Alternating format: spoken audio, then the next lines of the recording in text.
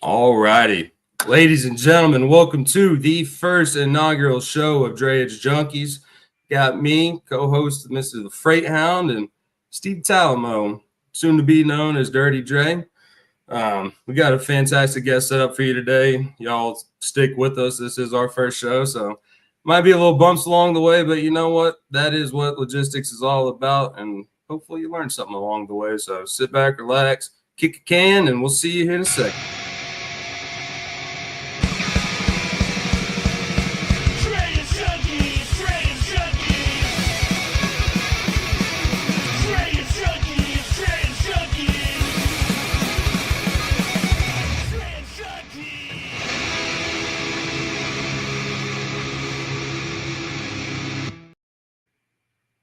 Oh, yeah. Shout out to Mr. Paul Gibson from Cents Per Mile. Thank you for that intro song. Mr. Talamo, how we doing today, brother? Good afternoon, Mr. Hound. It's a good day. It's a good day to I know. It's be in been a logistics. long time coming, dude. I just think back to that first lounge that I was on with you, and you and I just started talking about drayage, man, and that conversation went on for a while, and it was fun. And just somebody that loves the passion as much as I do about it, man. It was good. Absolutely. The fact that we had Pedro not talking for a while is highly impressive, and I had to carry it on, man. So glad to have you on my side with this Drayage Junkies deal, man. I think it's going to be a lot of fun, and you know what? What's the worst that can happen? They're going to fire us. Right. Hey, I tell all of our viewers, right? And we'll post this out there again. If you guys got anything you want to hear, we got a lot of stuff lined up for this show. I mean, Hunter and I can talk for days and hours on this, right? But if you got anything you want to see, drop us an email, man, at cans@drayagejunkies.com. Some ideas you have, you can follow us on LinkedIn, you can follow us on Twitter, X. You can follow us on Instagram, Facebook. So, love to see what you guys want to see on this show, but we got a lot of really cool stuff lined up that I think you're going to enjoy. If you're into drayage, you just love to talk drayage like us. That's it, man. That's it. I think we're still working on the YouTube and stuff, but yeah, like Steve said, this is still, I wouldn't say the dumpster fire days like it was for the lounge, but we're figuring it out along the way. So all the input is welcome. But you want to hear some crazy stuff here, Steve? Absolutely. So we're talking about China selling Panama port terminals to U.S. investment for a whopping total of $14 billion. And y'all, this news is brought to you by truckingnewshub.com. Go and check it out. Fantastic place to get all your news updates on the daily basis. But to give a little overview on this, CK Hutchinson, which is a Hong Kong logistics-based company, sold an 80% stake in Panama port companies to a U.S.-led consortium, which involves BlackRock, some global infrastructure partners, and terminal investments for, once again, $14 billion. So this includes Balboa, which is on the Pacific side, and Cristobal, which is on the Atlantic side. So those are both the ports that make up the Panama Canal. So the timing on this, it was announced after President Trump's inauguration this March. He made a push to reduce China's influence over the Panama Canal. This has nothing to do with any political influence. So the Trump's buy it back deal, so they say, this is not this is just more of a commercial decision, not politically based. So the Panama Ports Company operates key canal ports, Balboa, which once said is on the Pacific side, Cristobal, which is on the Atlantic, and consortium has 145 days of exclusive negotiation rights. So Hutchinson's Frank 6 emphasizes the sales commercial intent, distancing from U.S. politics pressure. And if you want to check it out, we will drop the link for the news. I think this will be very interesting. The Panama Canal is pretty much with the lifeline from, Europe or even, Asia over to either side of the port. So very interested to see where this goes. Steve, you got any touch on that? No, I mean, there's so much going on in the news right now. When it relates to ports and just everything that's going on with, and we're not going to go politically with this, but there's a lot going on. And Yeah, and that kind of blows. Like I never knew that Hong Kong owned 80% of the Panama Canal. I mean, Right? it's a U.S. built structure, so yeah, we'll have to keep an eye on this one because this is the first news article that popped up on truckingnewshub.com, home of the Logistics Lounge News and Drayage Junkies. But let's get to some fun stuff here. This big girl right here, the Wanhai A15. So the thing we're going to be doing here on Drayage Junkies is the vessel of the day. We're just pointing out big, beautiful container carrying ships. And Steve, what's some details on this monster? Yeah, so this monster right here is was actually, it's only a year old. It was built in 2024. It can hold up to 13,100 TUs. So how a steamship line measures a TU is equivalent to a 20-foot container. So if you think about 13,000 20-foot containers, or we'll call it 6,500 40-foot containers, can fit on that big beast right there. It is currently underway from India. We'll just call it India because I don't really know how to pronounce some of those over there. So it's on its way from India. It left yesterday. It's on its way to New York City Port Authority, where it'll arrive there on the 7th of April. My carrier company, Cleves Logistics, we actually have 4 containers currently on that particular vessel right now on its way here. Once it leaves New York, it'll come down the East Coast and then arrive in Charleston on and about the 16th of April, where we'll get our containers to be able to deliver out to our wonderful customers. It is currently actually under engines, and it's running about 16.2 knots right now, heading across that beautiful water, heading to New York. You said it'll be in Charleston around April 16th, 15th, somewhere in there? Yep. That might be time for me to make the old trip down, dude. We got a lot of things to do, but that'd be sick to see that thing, especially how you said it was built in what, 2024, last year? Yeah. Yep. Oh, yeah. It's actually a Singapore. It's a Singapore flagged ship. So every ship that's created and every ship that runs is flagged to a certain country. So this one's flagged to Singapore. Love that. Yeah, dude. I just had an idea, and before we get to Andrew, our guest here, dude, we should go overseas to one of the ship graveyards where they like break them down and like road trip, catch us overseas. But ladies and gentlemen, once again, thank you so much for tuning in to Drayage Junkies. Our guest today, Mr. Andrew Spears. He is a man of drayage. He is a junkie alongside us. He has an incredible story to tell. We're going to get into a little bit of container storage, a little bit of the agent model. And you ever heard of ISO containers before? I sure have, but I don't know much about them. So we're going to find out today. So without further ado, Mr. Andrew Spears.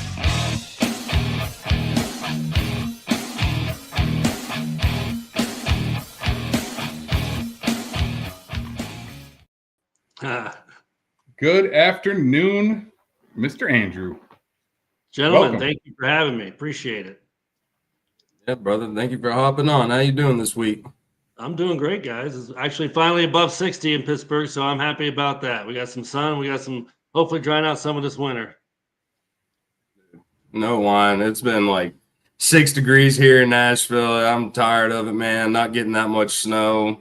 And then, like I was telling Steve earlier, it's like it'd be in like the 70s all week, and then Friday and Saturday the rain's hitting. But good springtime weather, man. Ready to be out on the boat, get out in nature, and do the damn thing. It's been too cold outside. Yeah, and that's the truth. I heard you, Steve. You were talking about naming those ports over in India. We always have one that we get product in from all the time out of China. It's spelled Fuqing, so I can imagine the interpretations on the American side. We get it a Fuqing port out of China all the time. So yeah, we can bastardize those port names very easly. Yeah. Hey, before we go for it, Steve, I want to hear your attempt at the port name. No. No. Well played. Fair enough. Well, Andrew, thank you so much for hopping on the show, man. It's an honor to have you on as our first inaugural guest. So we'll keep it keep it very simple here. You know, the people want to know about you and what you do. So, who is Andrew Spears? Where did you come from, and how did you get to where you are today with Blue Angels Intermodal? Yeah, for sure, absolutely, and it's an honor to be your inaugural guest. That's a privilege, and I hope I do you guys well. So, Oh, I got into this business. Trucking is, was actually a family thing. My great grandfather had a company called Westside Storage and Transfer out of Columbus, Ohio, back in the early 1900s. So I'm sure there was some liquor runs done along the way back in those days. So it was always something I thought I'd find myself in, but I didn't go there initially. Right out of high school, I took a little stint and went off to Bowling Green and tried the college route. And about 8 months in spring break, I'm like, yep, college isn't right for me. So that's when I decided to pack up my bags and move back to Columbus, and got into collections of all things. But I mean, I don't know about you, but you can find yourself in some dark places when you're having to beat people up over their Amex bills and everything else, and you try to woo them into it. It wasn't a healthy place for me mentally. And I got a call from my mom, and she says, I have a friend that works in HR at this logistics company. I said, what the heck is logistics? And at that time, it was still relatively new to me. And so the company was Railvan Global Logistics out of Columbus, Ohio. It was Dublin, Ohio. And somewhere in 97, 98, I got the opportunity to go over there and got the job. And it was an interesting position. I worked for the Heinz account at the time, and I was handling their freight dispatch for 4 or 5 of the major facilities on the East Coast. And I would do that during the day, and then a job opened up at night over in our brokerage division. And I said, well, that sounds like fun. I'll try that too. So I would clock off my first shift and grab a bite to eat, and then go over to the nighttime brokers division and get on the phone and talk with drivers and customers, and just do a lot of tracking and tracing. But I thought to myself early on, I said, this is a business I could career in. This is a business I could make some good money in if I play my cards right. So I kept to it, and I became a student of the industry. I read every magazine I could read, every other opportunity I got to volunteer and to get involved in another project, I would do it. So as luck would have it, Heinz needed an on-site analyst back in June of 99. So as my friends Jeff Brashears and Dennis Brunchak and Bill Lee, those original owners of Railvan, if they ever watch this video, I just wanted them to remind them of the story of the U-Haul truck they made me rent to drive my car and my stuff from Columbus out to Pittsburgh for that move.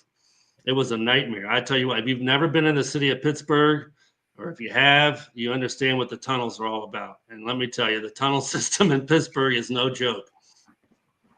For a 22-year-old kid with a Ryder truck, and I was supposed to have one of the dolly trailers, for my car. I had a little Ford Escort back then, but they didn't have one available, and they didn't have the 16-foot box truck. No, I got lucky. They upgraded 24-foot box truck and a flatbed trailer for my car. I had no idea even how to strap the thing down. I mean, I had a neighbor come out of his house, and the chains were loose. He goes, "You can't drive to Pittsburgh like this." I mean, it was supposed to be about a 3-hour drive to Pittsburgh. Took almost 6 hours, and it was absolutely miserable. So I did that for a while, and by October of '99, an old boss of mine, Gary Palmer, we were at a Pirate game, and he asked me to come out in the hallway, and he goes, "You want to work here?" I said, "Yeah, I'd love the opportunity." He goes, "All right, you'll start tomorrow," and that's kind of how it went. I mean, there's but it was the strangest thing. I mean, you don't ever find that in corporate America. You'll never find that again, I don't think. No. It's very rare. I didn't have to provide a resume. I didn't have to go through 20 interviews. It was a very much right place at the right time. And I was putting the hours in, as I was doing back in Columbus. When I got to Pittsburgh, I would be in the office 6, 7 in the morning, and I'd work till 7, 8 o'clock at night. Sometimes I'd come in with red eyes and my hat on sideways because I was out the bar, but I was there every day. So yeah, I got positioned as a transportation analyst with Heinz at that time, and here I am, no college education. I'm surrounded by master's degrees everywhere I look. The only thing I had that they didn't have was my time in high school was part of this thing called Apple Classrooms of Tomorrow, ACOT. It was the only high school in the country, Apple invested, $15 million in. So from 90 to 95, I had a MacBook at my house, it was old Macintosh, little tower computer with the floppy disk, but we had internet. I mean, I could modem up with my buddies and talk to them in class at night from home on my computer. And we learned Excel and PowerPoint and HyperCard and learned how to write software. And those 4 years really put me in a position of success. Success. There's no way around it. I'm still very good in Excel and Access database and that analytical component, that piece of the puzzle for me early on was critical because Heinz was all about the finances. Relationships, yes, those were important, but it was all numbers. It was always numbers. Corporate America's always sees dollar signs. Yeah, and you have to learn finance really quick. So, you go from Finance 101 to Finance 501 in about a 6-month time span, looking at freight forecast, warehouse forecast, monthly budgeting. It was the real deal. And it was probably only a year or so after that position, I got the opportunity to run we had a food service frozen logistics division. So I had, 4 or 5 small warehouses and a couple of factory facilities that, manufactured our frozen soups and frozen desserts. And I just ran that little division for transportation and warehousing for a couple of years. And then I got the opportunity while I was at Heinz to move up and continue to go up that corporate ladder. So, by the time my career was done at Heinz, I'd run all the transportation for North America. I ran warehousing for North America, and then I had both for a little bit. Then I was on a network optimization. So right before I left, we were reducing our footprint from 60 warehouses down to 30. So, after spending 7-8 months in Cedar Rapids, Iowa, building a warehouse from a grass field to brick and mortar, it was quite an interesting process. And I got an education in warehouse construction as well along the way. So it was a fun job. I really enjoyed it. But as with everything, all good things have to come to an end. Because at Heinz, they started hiring in people from other places. So our top level leadership started to be outsiders. And once you start getting that big separation between top management and the people on the bottom, we become numbers. And as we started becoming numbers, I started to realize this may not be my home. I wanted to retire here. I wanted to stay there forever. I thought that would be one of the cool stories, right? I'm seeing guys retire with 30 years of tenure at Heinz, and that was aspiring. I was like, yeah, I want to do that. But as luck would have it, that wasn't for me. So they brought in a bunch of great guys from GE. I really enjoyed learning a lot from those guys for sure. But it was also writing on the wall. And as time went on, I left in 2009. And it wasn't shortly thereafter they announced the sale to Kraft and, the 3G Capital and Berkshire Hathaway buyout. And then they bought Kraft and then they moved everybody to Chicago. So there's really not even a presence of Heinz here in Pittsburgh. So I'm a firm believer that everything happens for a reason. Stories are written all day long, and I just got to keep moving on to the next chapter. So I left Heinz and I joined a company. It's Voldemort in this business. If you say the name, a lawsuit comes out. It's one of those 3-letter agencies that nobody enjoys. So I was there for about 9 months, and it wasn't for me. I don't like sitting in board meetings talking about how do we true up our non-competes? How do we make them tighter? How do we make the more harder for somebody to leave? I'm like, I left corporate America. Mind you, I had 2 years in a small company in Columbus, and then I moved to Pittsburgh, and we're working at Heinz. So this was only my 3rd big exposure to another company outside of that realm, and I thought that was ugly. Heinz had their issues, but listen. There's nothing worse than trying to figure out how do you make your employees slaves, and you can call it what you want, but that's what was happening. So I left there and I started a sea to sky logistics consulting firm with a good friend of mine out of Jacksonville, Florida. Well, he decided he wanted to do a press release and he poked the bear. So I got involved in a non-compete lawsuit. Appreciate it, Billy. And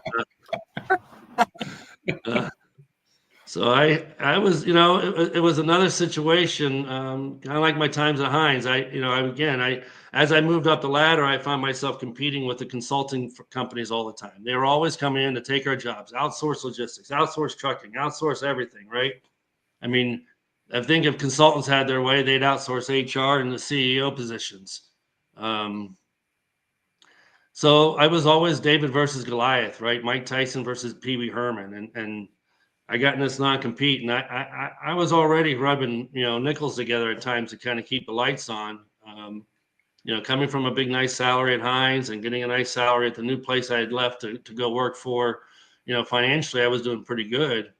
But then when you stop seeing the money come in as you try to start something up, that's difficult, right? So you got to manage your cash flow. Well, I was doing a good job with that until the lawsuit came and the lawyer bills came, and that doesn't do you much good. So I had to shut it all down.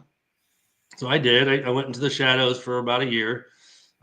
Used everything I could in my 401k and stocks to kind of keep things going. I mean, it was always a question. Oh, you go work at Home Depot. That means then, I'm not looking to try to start another career. I already have my career. I'm just on a break. I'm on a hiatus. So my ex-wife at the time, she was pregnant with my youngest, so it was kind of nice because I got to stay home and really feel her world for a while when raising three little ones, because I have four kids. So when my time at Heinz, I mean, I had at one point in time our kids were 3, 2, and 1, and now they're 23, 22, 20, and 14. So I always say I came on a 1-year assignment, and well, now it's 25 years later, and a divorce and 4 kids. I'm still here, darn it. But welcome so to logistics. Every logistician's resume. Yeah, right. So at the year comes up, I start back up doing my consulting again, and a very good dear friend of mine, Chuck Bills, over at Ohio Logistics in Findlay, Ohio, and I was working for him and his crew at the time. Did a lot of work for them, multiple locations across Pennsylvania, New York, and Ohio, and then I got an opportunity with Knitchell Logistics, if you've heard of them. I went to work for those guys. Yeah. Dude, I saw that on your resume. Chrissy Knitchell is like one of my best friends, dude. I actually run some freight for him. Chrissy's awesome. I have shout out to the no ill will all with them at all whatsoever. But I was consulting for them, and they encouraged me to come on board full time. It wasn't my decision. They coerced me, as you say. So I joined, and I was happy to do it. I really enjoyed working with her and her dad at the time. God rest his soul, and that whole crew. It was just a good crew of local Pittsburgh Yinzers. Being from Columbus, I will always be a Browns fan. I will always be a Buckeye. But I admire the Steelers and the Yinzers around. They're all good people. It can be annoying sometimes, but they're good people. So yeah, I was there for a bit, and things were going really well. And then my ex-brother-in-law, he started getting sick, so it turned out he needed a liver, and I had just donated blood and found out we were the same blood type. So I'm like, can I do a live liver donor? So we started that dialogue, and next thing I know, I'm getting all these tests done, blood work done, and it turned out I was what they called a perfect match. And again, I mean, I'm going through divorce at that time, so you got 2 years into a separation divorce, and life was a little bit different. But I felt good about myself. I mean, I had my little apartment, and wasn't great, but it was a place to call home. Working at Knitchell, they ended up buying me a vehicle because I was their senior VP of sales and marketing at the time, and so I had a company ride, and so I sold my personal vehicle. I just sent it to auction. Didn't need to have 2 cars. So then the time come for the transplant, and I started getting sick. So like I had like this fever for like a week, and like it was really bad, and it would just go away. I'm like, it must be nothing. So it came back like a day later. I went and saw MedExpress. Nothing. You're fine. Go home. It's virus. Did 3 or 4 trips. Finally, I went to the ER, the place that we were supposed to do the transplant, and they're like, you have a virus. Go home. You'll be fine. Well, I mean, it was not getting any better. Now we're the original date was October 6th. We were supposed to do the transplant. So it's beginning of September, and I'm like kind of freaking out because I don't want to get sick, and then they had to cancel the transplant. I mean, he was doing really bad at the time, and I just decided to stop at another Med Express to see if I can get a different opinion. And it was a old Army vet, and he was a field medic, and he's like, "You got Lyme." I'm like, "What?" So yeah, you got Lyme disease, guaranteed. I'm like, "All right." So ran the test, and sure enough, it was Lyme. And I got a call from the transplant surgeon from UPMC. He lined me up with the head of infectious disease for UPMC. They sent me in. They put me on these antibiotics for like 6, 8 weeks. I'm like, "What about the transplant?" Like, "You'll be fine. We caught it in the first phase. Worst case scenario, you'll have fatigue issues later in life, but that'll be the extent of what you'll deal with." I'm like, wow. So because of the transplant, I got my Lyme disease caught early enough. I just all kind of worked out. And then this November Wow. 12th, we actually ended up doing the transplant in 2014. So it's it was a wild ride. But the brief point of bringing that up is I had to take time off work. So I missed a couple of weeks there for the Lyme. And then we already knew about the transplant, and Christy and her dad were so supportive. They were fully supported behind me 100%. They wanted me to do it. I was only supposed to be gone for 8 to 10 days. And as luck have it, I got an infection. So I had to stick around a little bit longer, and I got another infection. I had to stick around a little bit longer. I was there 28 days the first time around. So that was fun. And then when I got out, I called up Christy and the team at the time, and I said, "Hey, I want to start my weekly sales calls," but they were going through their own challenges. I mean, it was not a great year for a lot of companies. So they had to let me go the day I got out. And then the company I was also still consulting for in Ohio Logistics, they had to cut me off because they had to mind their P&L as well. So it's middle of December. I'm carrying around a wound vac machine that goes wonk, wonk, wonk, wonk, all day long as you're healing this wound. And I don't have a car, I can't drive, and I have no money, and I'm out of work. I'm like, all right, well, this is going to get interesting real fast. And then it did. I ran out of money real quick, and worked right into bankruptcy, and that was where it went. And next thing I know, I got a call from a friend, Dick Hitchcock. And he introduced me to a gentleman named RJ Faraday. And RJ was the original owner of ARL. And he put me in touch with his son, Ron.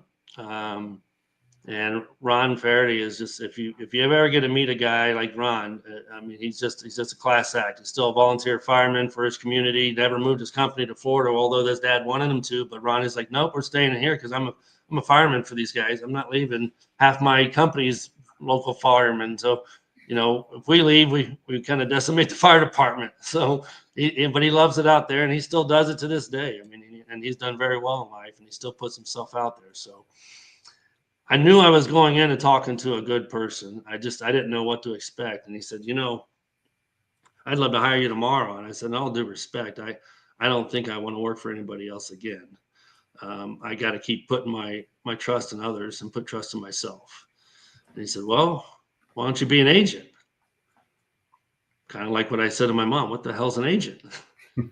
He goes, "Well, you start up your own company, you do your freight brokerage out of your house until you build it up, and then you can get an office." All right, I can do that. So that's what I did. I said, "But the problem I'm having, Ronnie, if I'm being honest with you, is I don't have any money." He goes, "Well, we're going to try something. We're going to give you an opportunity. We're going to give you a draw. So you can draw against the company for the first 3 months. And then after that, we'll create a loan back, and then you'll just pay back the loan." Okay, I appreciate it. And then probably about a month or so into that, he's like, "Are you able to drive yet?" And he goes, "I might have a car for you to drive, but I had to charge you for it." And I said, "No, that's fine." And so he ended up hooking me up with this old 4Runner. This thing was beat to hell. But it was nice. It was a vehicle, and I was able to get my 4 kids around in it. And so that was in March, April of 2014. And then we started having conversations. I said, "Why don't you do drayage in Pittsburgh? We've tried twice, and we failed both times miserably." All right, well, I want to try. So I did. And then the plan was open in August 1st of 2014. Okay, was getting everything together, and Ronnie hooked me up with a friend of his at the time that became a small minority partner in a company. And he set me up in his building. So I had an office space to work from and computers, the whole 9 yards. place for drivers to even park trucks and stuff if we needed to. And July of 14, the 800-pound gorilla in the Pittsburgh market filed bankruptcy, shut their doors. They were 800-pound gorilla. They had everything. So there was a lot of customers displaced, a lot of drivers displaced, and I was 30 days from opening. So we fast tracked it. August 1st, 2014, we opened up a 1658 terminal for ARL. And here we are. It's 11 years later, and we went through our highs and our lows, but we haven't failed. We've done very well, and there was a lot of naysayers, a lot of competitors that they'll be shutting their doors in a year. They'll be shutting their doors in a year. Every time they say that, I had a bigger yard, and now we have 11-acre property sitting here on the NS site. So we sit right at the main entrance to the intermodal terminal here in Pittsburgh, and so that was kind of pretty wild process for us, but here we are. Andrew, hearing your stories is crazy, right? Because we share a similar story from corporate America to to agent to and stuff, and it's there's so many times you go through that, which I didn't, the medical part of it, thank goodness you're here sharing your story with us today, and it worked out. I didn't have to deal with that part of it, but when you leave a corporate company where you're making a good salary and making some good money and start going down some of these independent roads, it gets scary. I mean, and I walked away from it was a single household income, and walked away to start Cleve's Logistics here, but I saw the need with the port, right? I mean, these canes, I call them Legos, right? The Legos you see riding up and down the roads all the time. I mean, it's interesting, and it's you don't know, and which is why Hunter and I wanted to start this show. People don't know what goes into all this, and when you have ports right here, it's great to dabble on that, but at the same time, it's scary as hell when you walk away from a corporate job with some pretty significant securities to health benefits alone. Yeah. Forget about the 401k, the health benefits, and what some people call, I guess, is vacation. Is that still a thing? People take vacations. now your vacations are always equipped with a laptop, with an iPad. Like you just never could. My business partner Clint, like when he goes around and for some of his kids' baseball tournaments and stuff, it's like he's got his laptop. He's bringing his laptop with him. He's bringing this, so it's never really hey, I'm going to walk away and take a few days off and turn it off. Nah, 24/7. You just can't. I mean, the last week off I had was the year my oldest son graduated from high school in 2020. That was the last time I took a full week off. I mean, I still take a day here, a day there. We've had little things in the family I've had to take care of, whatever, be funeral, whatnot. But for the most part, I mean, I haven't been on a week off and unplugged in quite some time. But even then, during that week, I had to check in every day, and for the most part. But I have a very solid right hand man on the trucking side, and he's just phenomenal. I couldn't be here without him. But you said something earlier in that conversation, right? That sticks, and it's in corporate America, people controlled us. Doing this, we make the decisions, right? We own the decisions. If we fail, we can pivot pretty quick, but it's our decisions that makes it all worth it, I think. And well, I say all the time, sometimes you can live and die on your principles, and I'm choosing that path. And there's customers I won't even haul for, and we all use the one every single day. I mean, I use them every day. Amazon, I call every day. I probably order something off that thing because it's just so freaking easy. And sometimes the prices are better. But I won't hold the freight. Love you guys. Won't hold your freight. Like it's a nightmare to touch. So when I started this, one of my times at Heinz, when I was running the transportation, we would have these symposiums in Pittsburgh, and one of my bosses had come in, and he's like, "We really need to amp up your symposium with a golf outing and then time at the William Penn, and we're going to do a presentation, and it'll be 6 hours. We'll bring other divisions in to present."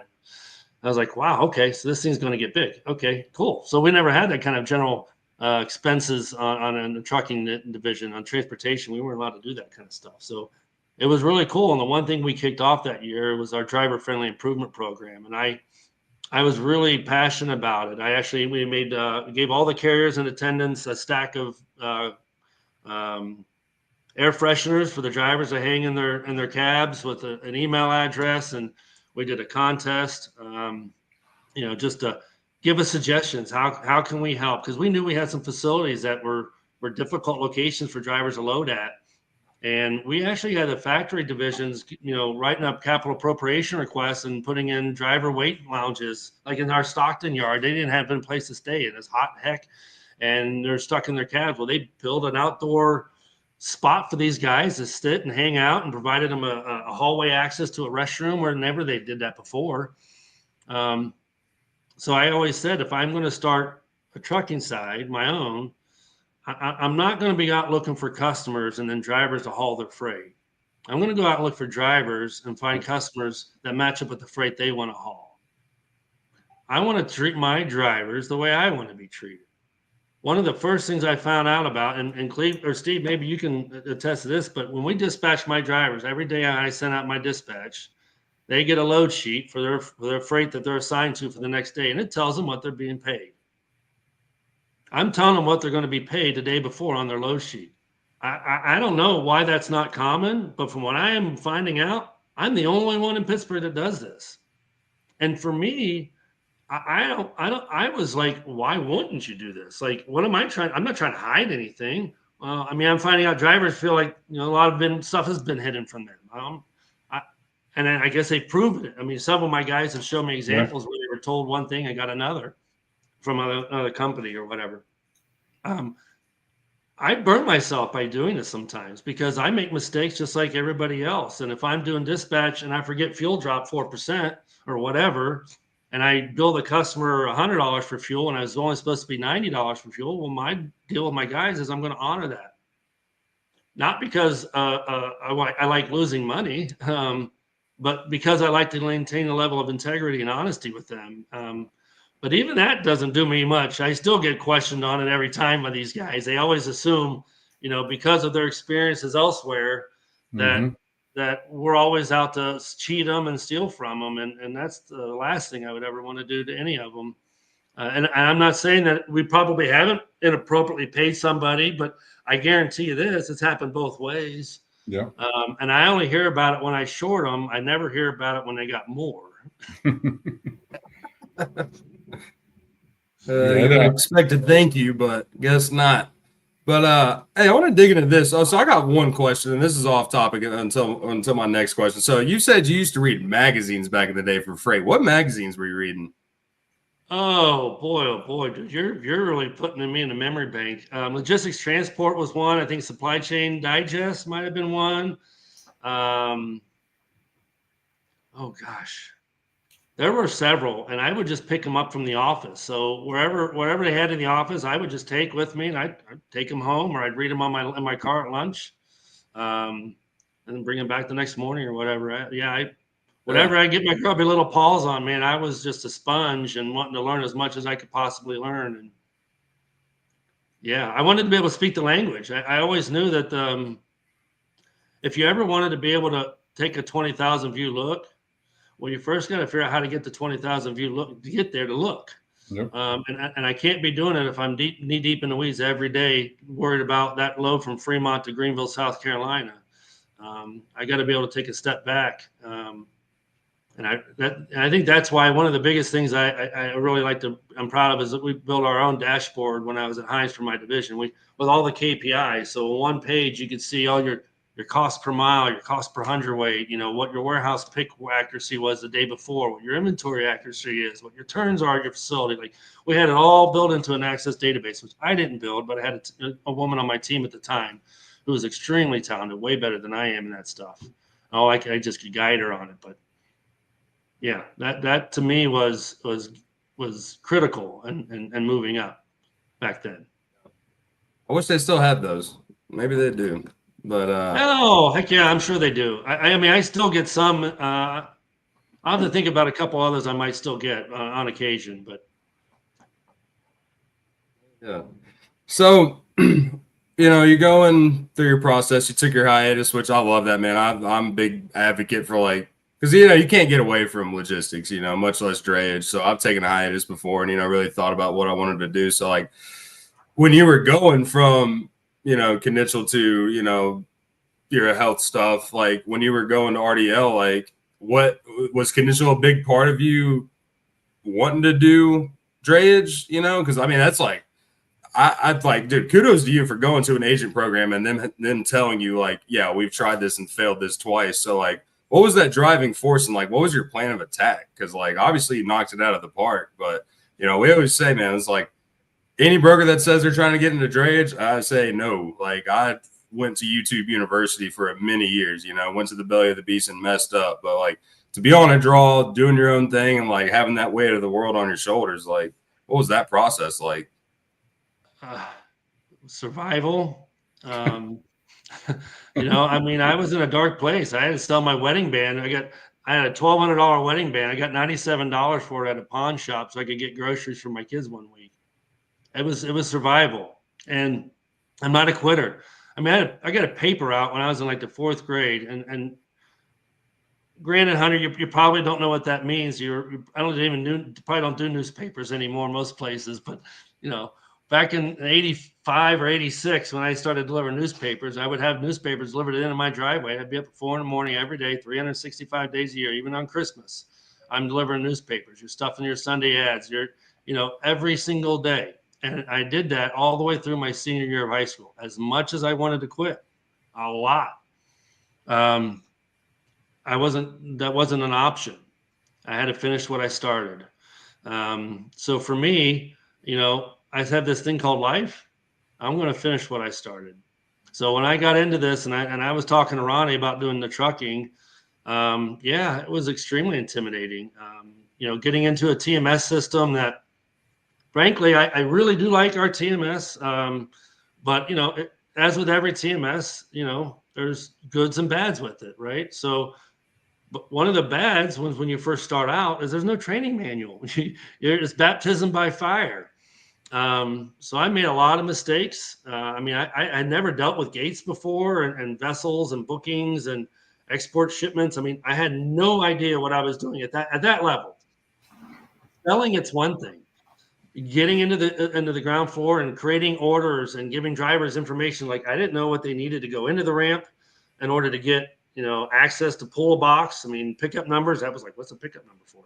Like, all of that stuff was really, really new to me. And I actually was very lucky. I had a couple of drivers that joined early on that were patient and willing to work with me. I still have one of those guys still running for us. I wouldn't say he was the patient one. We call him Homer for a reason.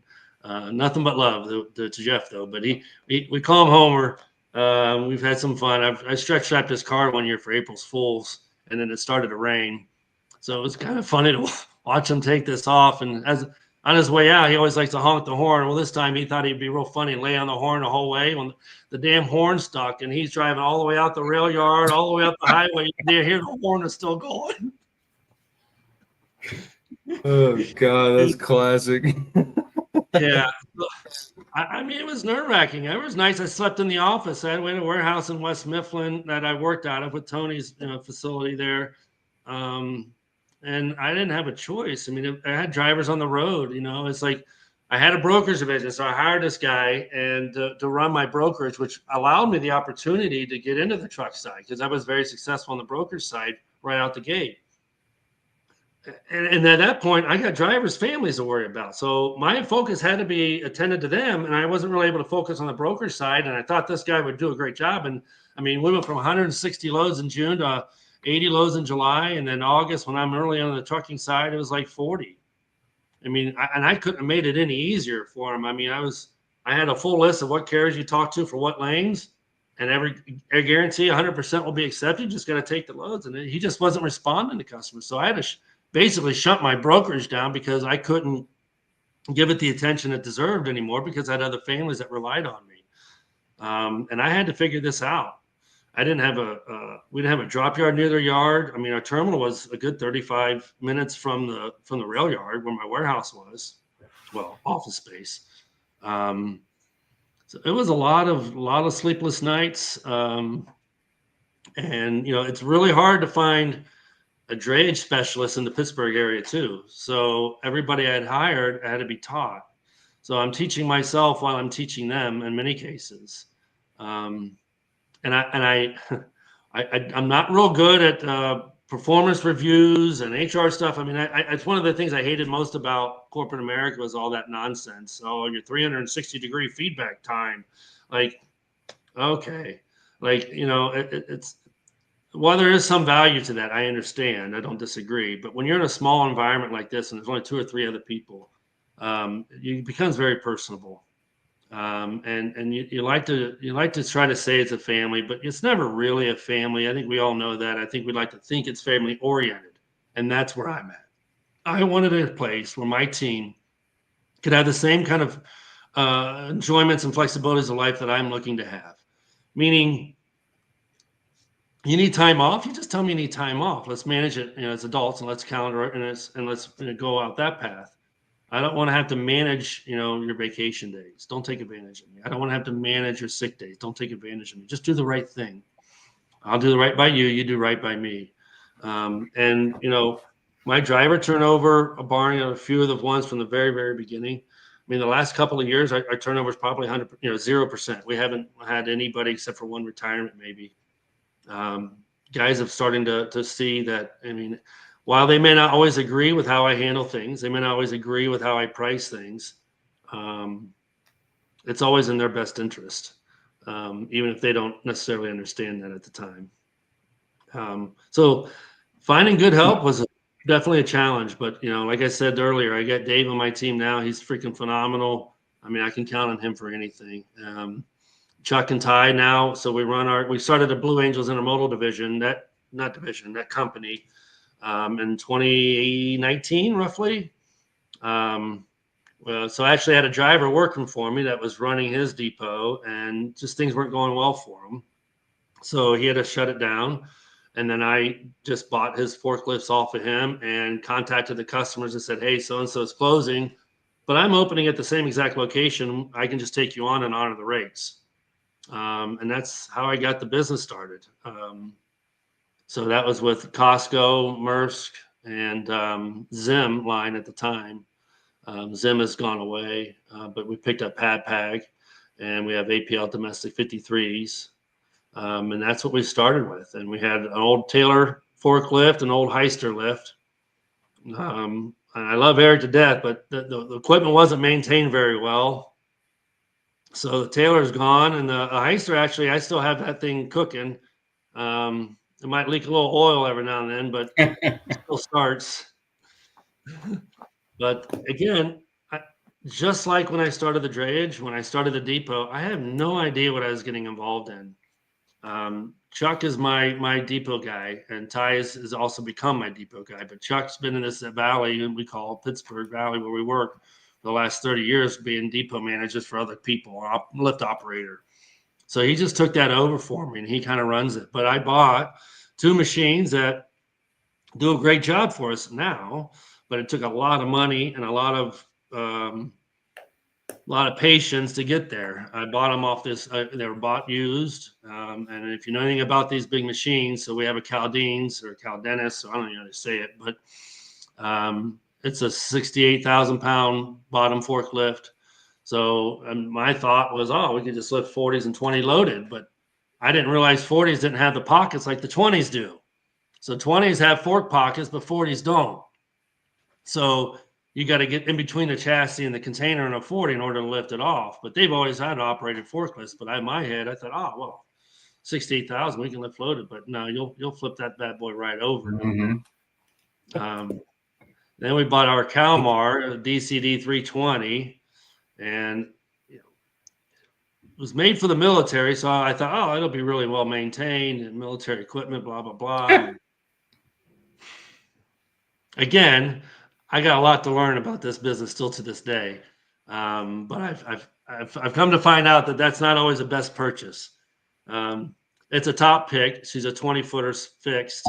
And she has a very wild electrical attachment. And we got painfully taught that lesson when the wires snapped on us.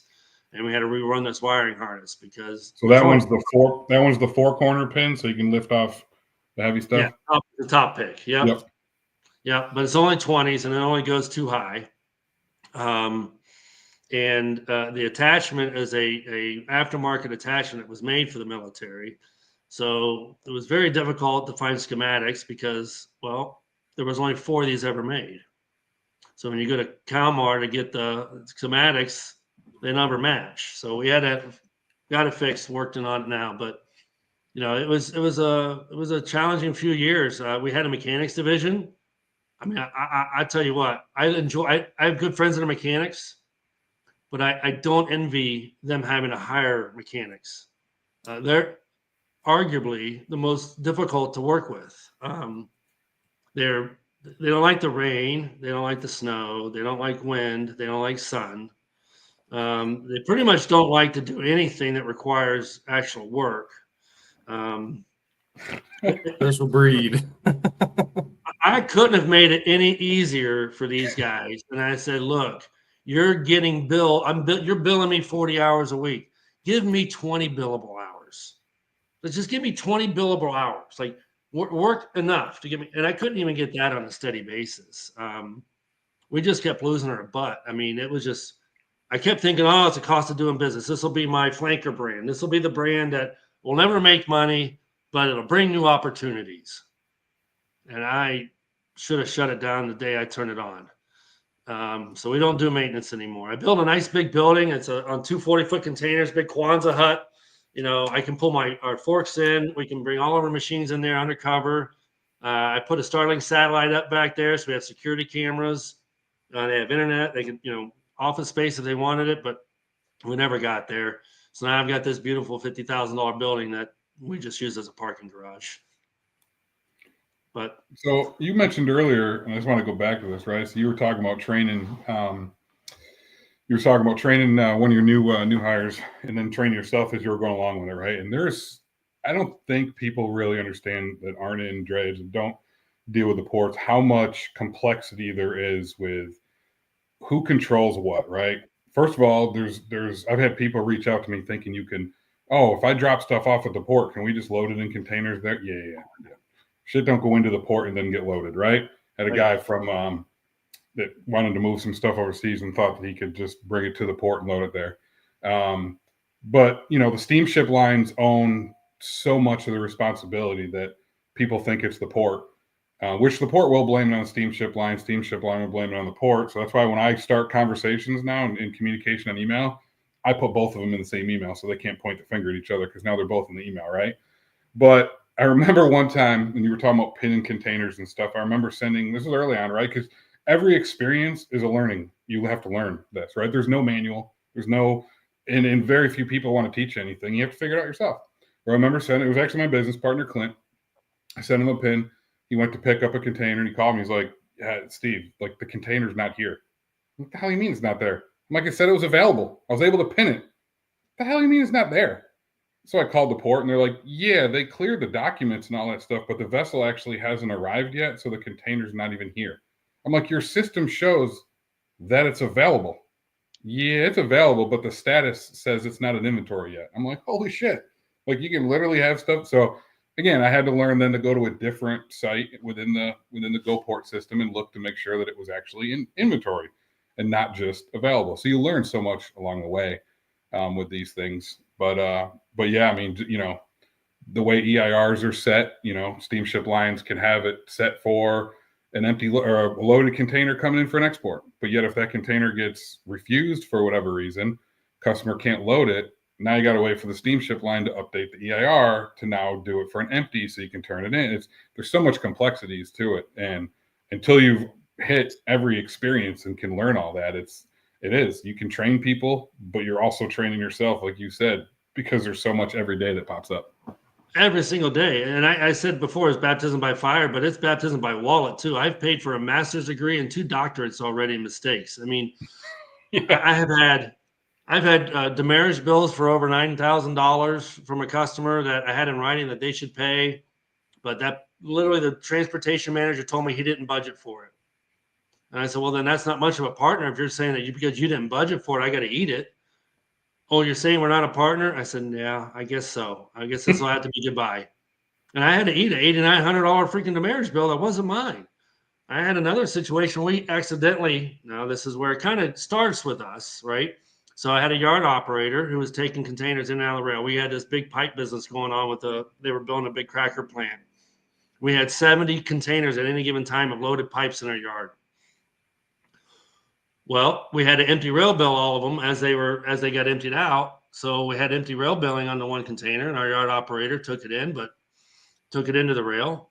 The rail took it, put it on a train, sent it to the port, put it on a vessel, got all the way over to China. China calls, said, "Why is there still a seal on this container?" It was still loaded with pipes. So the amount of failures our industry can have is absurd. I started with one little mistake where a gate clerk should have opened the door to check the empty to make sure it was cleaned out, right? Because that's what all gates do. They would have seen that there was a seal and they would have rejected it instantly. But instead, since they didn't do that and they did engate it, they got it on a train. Well, the port, I mean, last I checked, VGSMs were a big deal nowadays, right? So here they got an empty container that's loaded and they're putting on a vessel space. I mean, look at that, I mean, what are we trying to balance or not? I don't know. That was a $9,000 bill. That was another painful one. I had one similar. Go on, Steve.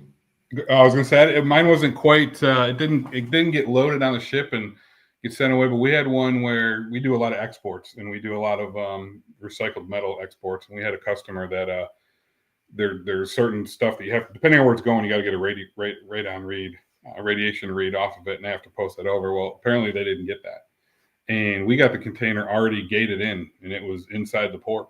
Our driver's on the way home. I got a call from the brokers like, yeah, we got to go back and get that because we got to bring it back to the customer so that they can get their photo of the radon read for that. And so we had to call the steamship line, had to then get them to change the EIR to be able to pull it out, bring it to the customer, get literally a 5-minute pulled in, opened up the radar gun or radiation gun, got the thing, took a picture of it. We were turned back around 10 minutes later, heading back to the port to bring it back in. Now, luckily it was the customer's fault. So, they paid for a dual trip on that, but it was, it was already inside the port. We had to go. So you never know. I mean, that one's crazy, right? The fact that it still had that on there and got loaded on a ship and made it all the way over to China. That's crazy. But there's so much to this that, people just don't realize.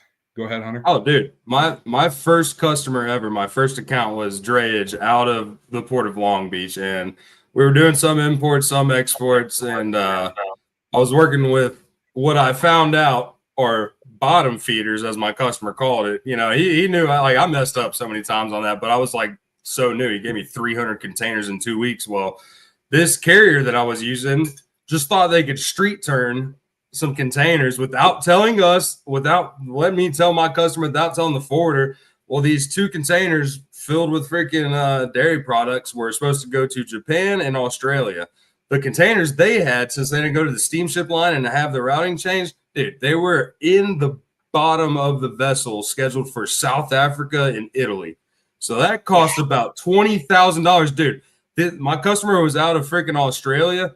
Getting a phone call at 3 a.m., getting cussed out by some Aussies is not fun, dude. So that was my learning experience, dude. And you talk about baptization by fire. That's what I tell people. I'm like, yeah, I learned through the belly of the freaking beast. So any port outside of that now is a cakewalk. But yeah, I mean, it's just the intricacies and like who you're working with, because I thought you could just send a driver in. So I was talking to owner operators with the power only. I was working at TQL, so I didn't know my MC number. I didn't know our TWIC card, or our SCAT code.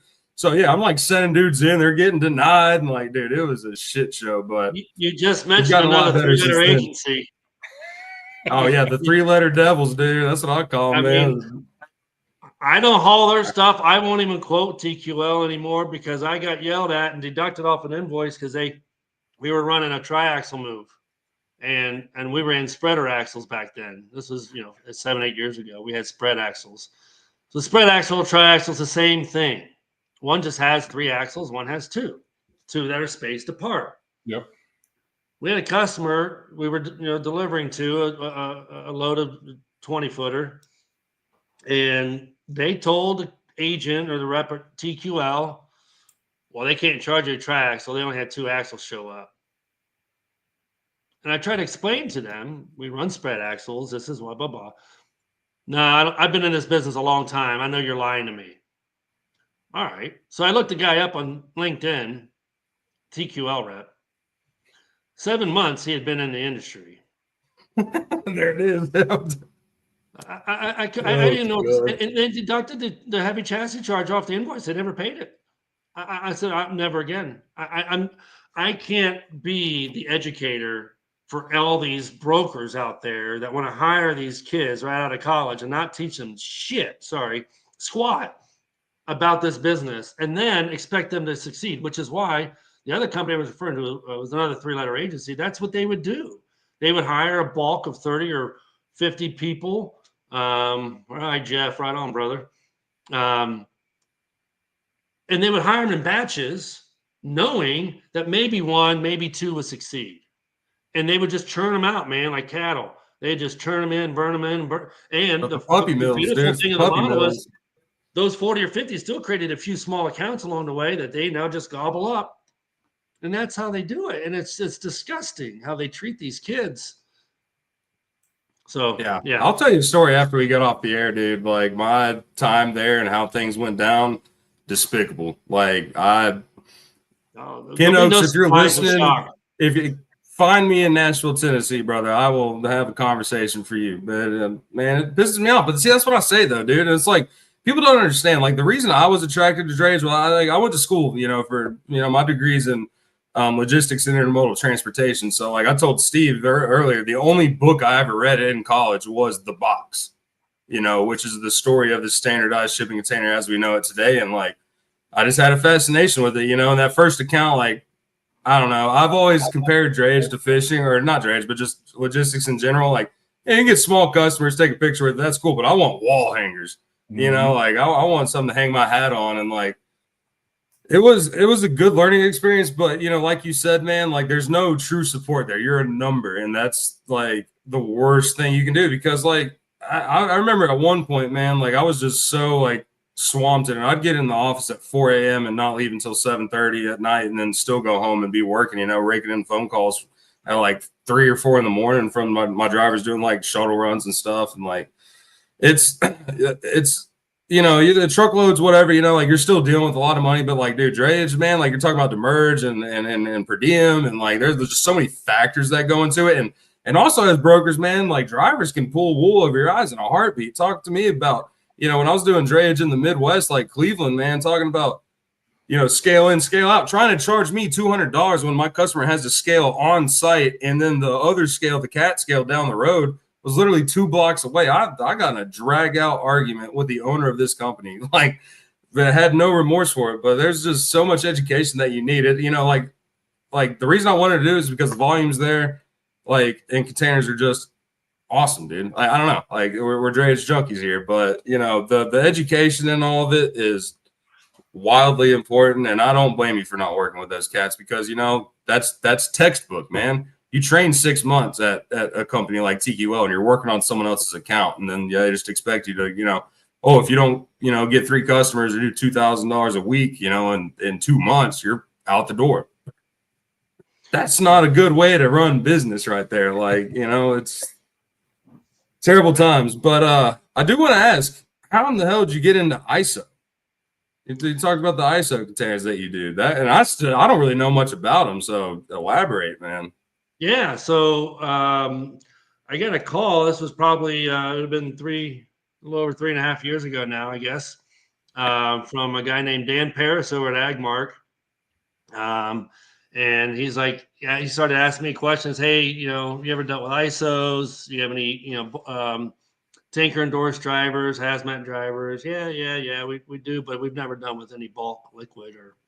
I had done some work on some bulk liquid years ago, but that was another consulting firm deal I was doing. I really wasn't on the boots on the ground with that. And he's like, well, we've got an opportunity because there's really nobody in the Pittsburgh surrounding area that does ISO, and there's a lot of accounts in that market that could possibly be a good fit for you. So that was why we ended up buying our Kalmar, which is, her name is Dolores. I have Dolores and Bertha. Those are my forklifts. So we bought Dolores simply because of the ISO business. So that's why I didn't care that it was a fixed 20, because in my head, the ISO business had to pay for this machine. I needed that business to at least cover my note on that machine every month, if this was going to work.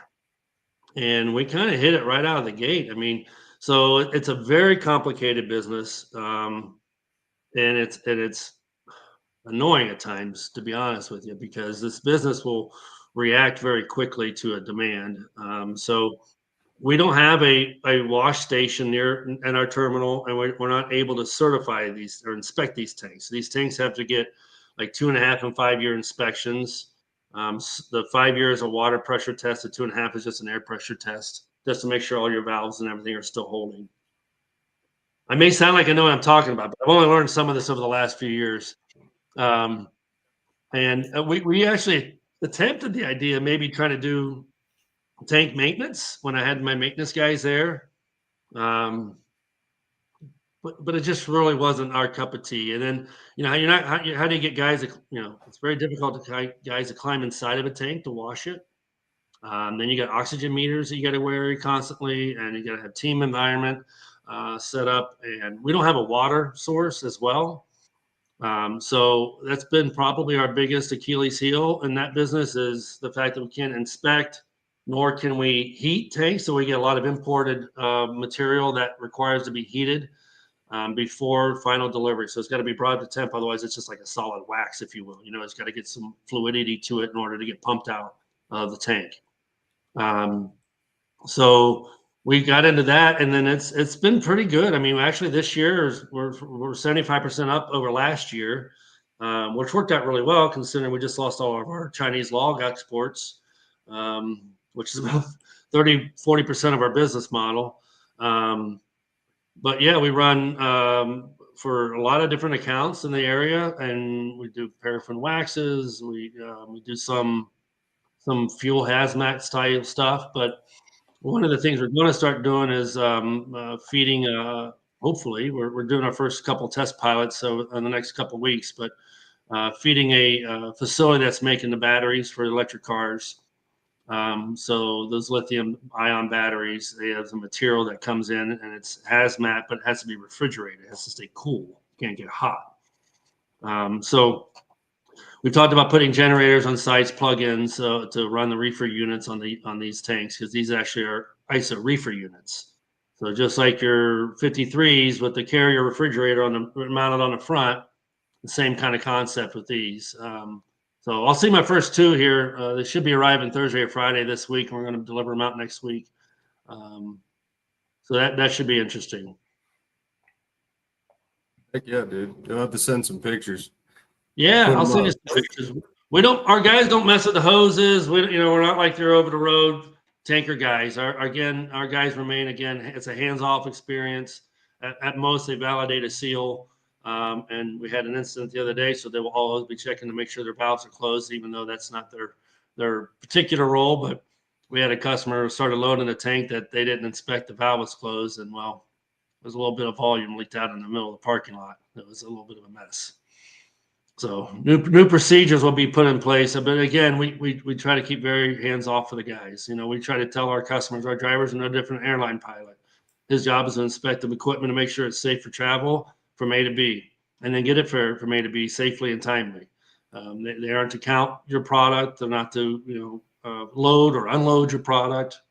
If you want to buy something that requires an open top and there's tarps on it, cool. You'll be responsible for taking it off and putting it back on. Don't ask us. I've done it twice. I'll never do it again. I'm not a monkey. There's just no safe way to do it except walking along the top of the container and putting this all together. So yeah, it's not a fun process. So Doesn't sound like it. And I would tell you too, Hunter, and I'm sure Steve, you can attest to this, but prior to COVID, our business is very predictable. You know, I used to do dispatch out 2-3 weeks in advance, and I would know what my capacity was 2 weeks out.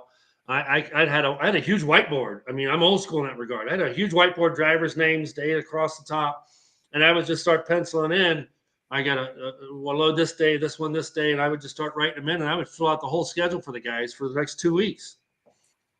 And it was rock solid. If I had to deal with what we deal with today, when I first opened my company, I wouldn't have made it. Yeah. The We vessel talk about that delays all the time. we deal with today are absolutely insanity, and you can't even try to explain this to a driver, or even to some customers. They don't quite understand what we're talking about. I mean, you're building this house of cards that somebody blows one time and it all comes crumbling down, and it happens every single day. And trying to keep a And I schedule get in together trouble. is crazy, because I mean you're on the steamship line schedule. You know what I mean? So you can put a beautiful schedule together for next week that's got every day covered, right? And then a ship decides to be a few days late, or the port receiving it in, a few days late. And next thing you know, now customer is supposed to get it on Monday. Ship doesn't show up till Tuesday. Well, they want it Tuesday afternoon, right? Okay, well, I got to still do what I had scheduled for Tuesday. Like, I can't just move, you know what I mean? So it gets crazy. It's, our schedules are built with Excel, so I can sit there and move stuff around all day long. And I joke around. Actually, one of my customers, I think Olivia and Danielle, are actually watching the show today. But we joke around. Olivia and I joke around all the time about, hey, pencil me in on this one, yeah, because we know that this steamship line is going to change and this booking is going to change. So we'll go ahead and throw this one on the pencil that we're going to do it here. But until that thing actually locks and we're ready to go, when we look at exports, we're going to do that one with a pencil. Yeah, I do everything with a pencil. I don't use Excel for my schedule anymore. It's too hard. So yeah, I just have to make sure I have a lot of erasers nearby. Yes. And we do the same thing. I mean, it's the same conversation with the customers. I'll pencil you in, but the vessel changes, we'll have to push it out. And and even then, I don't like to schedule more than 48 hours. And so today's Tuesday. I peeked into Thursday before I left the office. Got tomorrow's done, and that's all the farther I go. I don't. If customers say you got capacity for sure, okay. Like, yeah, I got capacity. I have no idea if I have capacity, because I might get a vessel that advanced that has 10 loads on it, and now I went from 5 loads to 25 loads like that, and now I'm overbooked. You have no way to predict capacity anymore. So if somebody asks me if I'm short, if I need freight, yeah, I need freight. I always need freight. Like, I don't know if I have enough trucks. I don't know if I have enough freight. I have no idea. But you got to keep that schedule overbooked, because, like you said, the last thing you want is a truck to sit. And you could have a full schedule. You could go from a full schedule on a Monday to 4 or 5 trucks sitting because a vessel just delayed, and all of a sudden you got to scramble to do something else. So yeah, you always want to have extra on there, and then just get out that eraser and move it around. I can honestly say, as sadly as this is, I have not had an overbooked schedule since before COVID. So in 2016, our market got crushed when the first trade war with China started. Again, the vast majority of what we do is international freight. And of that, the vast majority of what we do is export freight. We don't have we have some import accounts, but we don't have any big home run hitters. I think our largest import account that we have currently is probably 300 or 400 containers a year. We had one that was probably 800 or 1,200, but if you remember when I mentioned about the transportation manager who didn't have something budgeted, and I walked away from that account, and it was painful. It was very painful. I mean, I could, there's 2 or 3 drivers a day kind of account, but we could communicate to our customers if I was overbooked 2 weeks out. I would know I was overbooked, and it would be solid. I would know for a fact there was no way I was covering that load in 2 weeks, because I knew what I already had, and that schedule was pretty solid. I never even heard of vessel delays. Like, that just never happened. Really, I can't even think on one example prior to COVID that we had those vessel delays. So when the trade war started and they started the fumigating and debarking logs for export, that hurt us. And we lost the pipe business, which we knew was going to be short-lived for the cracker plant. But we went from about 26, 28 trucks down to about 12.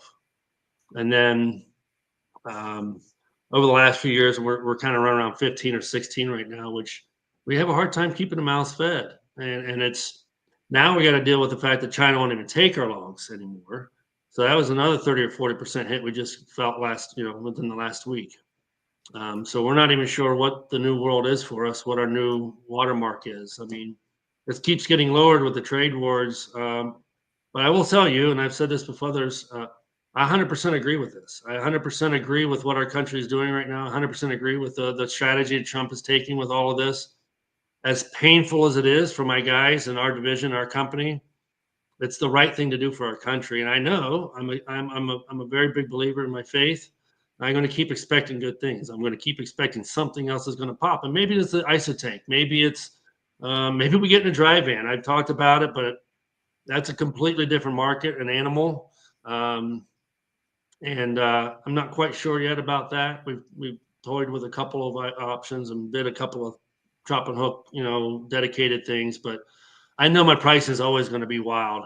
One of the things that I've heard most consistently in this market was I drove the rates up when I came to this market. And the reason why is I'm an analytical person. I had a model that I had built that would tell me exactly what my revenue would be for an owner operator or a company truck. I knew what the cost of the trucks would be, what the wear and tear was going to be, how much fuel they were truly going to consume and fuel on every, and I could do it on every lane. And that's how my model was built. So I was very crazed. And I saw these rates and then people are saying, oh, we're going to here for 180 plus fuel.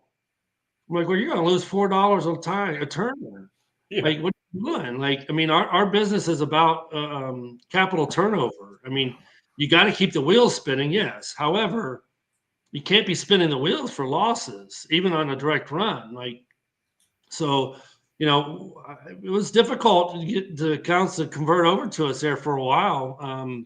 But we're now probably one of the biggest exporters in the market. I mean, that's been said that we are the largest exporter in the market, and I think it attests to the fact that we probably haven't changed a lot of our rates in the last few years. In some areas we have, but it's hard to change pricing right now with all of our customers. But the thing that's most difficult, it burns me, is the fact that my driver's costs haven't changed. I mean, they've only gone up.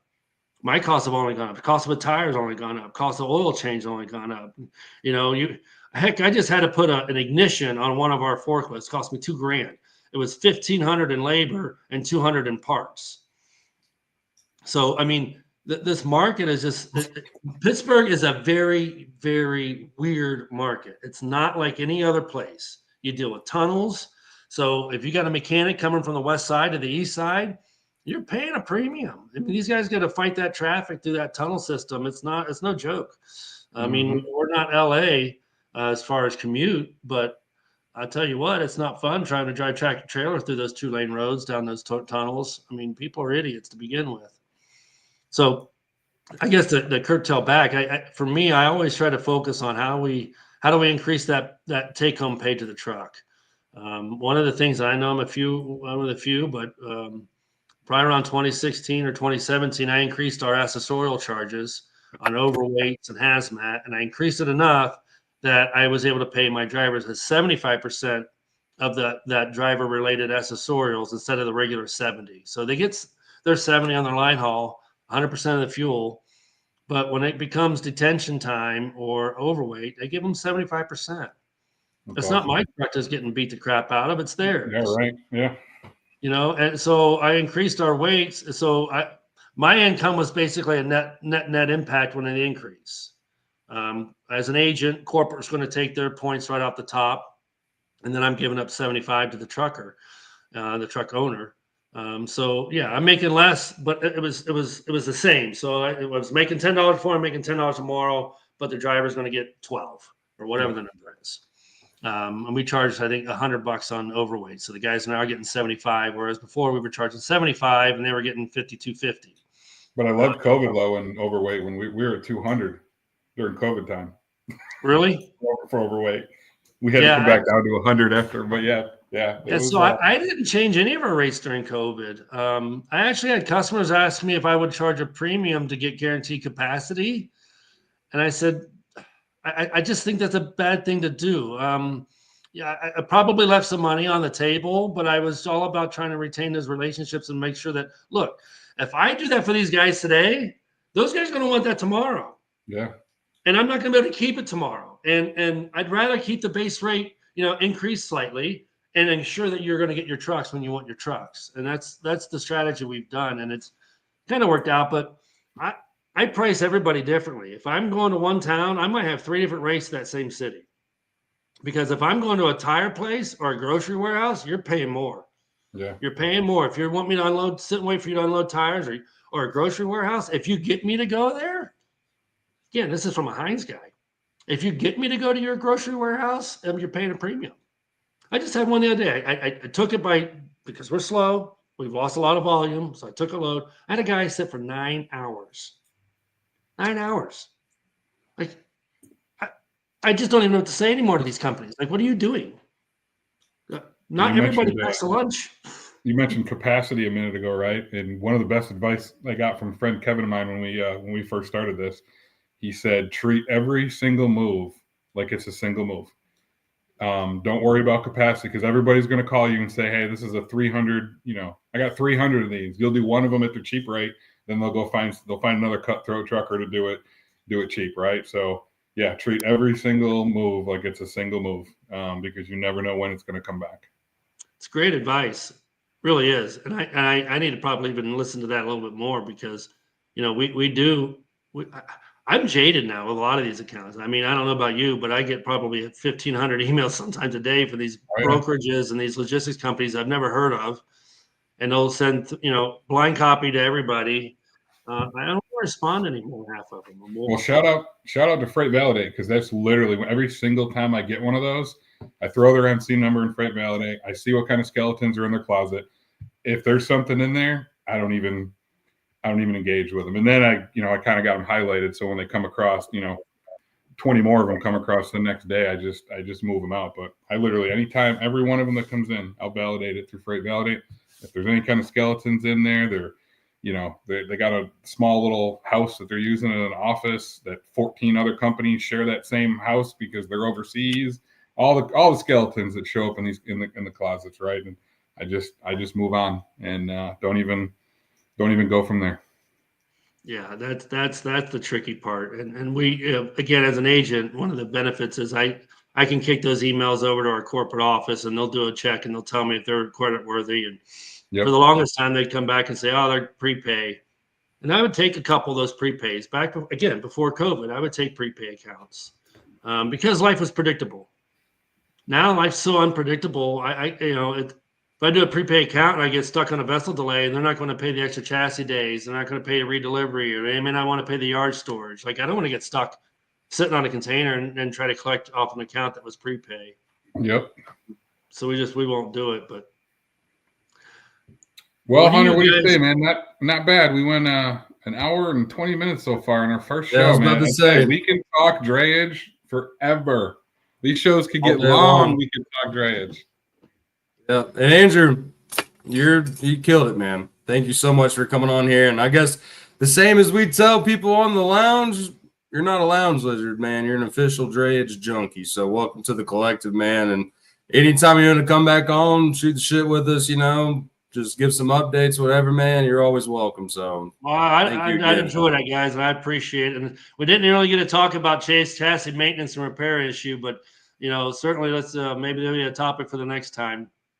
Yeah, part 2, man, part 2. But so before we cut out, man, any last comments, plugs, statements, comments, questions, concerns, whatever Pedro says, just lay it out.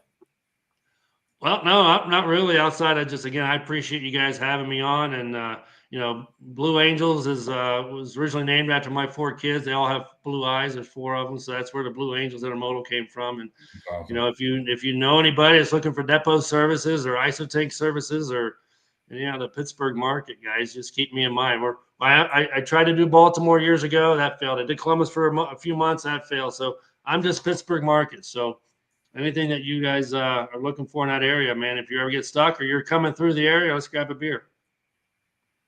Awesome. Absolutely, man. And yeah, we'll get some more information for you after this. You'll be our first official Drayage Junkie of the week. So we'll do a little profile on you and let people find you. But Mr. Talamo, any last statements?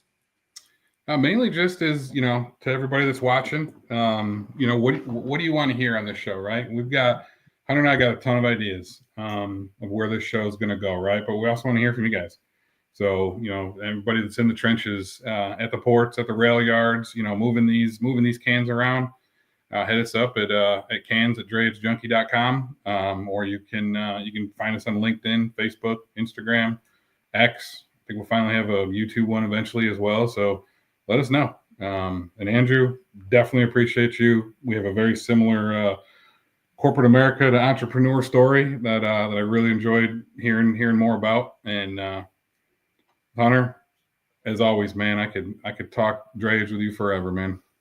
I'm saying, man, I'm so pumped to have this started. You know, that's what I was saying earlier, man. You know, the butterflies in the stomach, but hitting live that first time, feels good. So I'm excited to see where it goes. But everybody watching, once again, thank you so much for tuning in. Go check out our good friend down here, Mr. Andrew Spears. He's on LinkedIn, and you'll see him.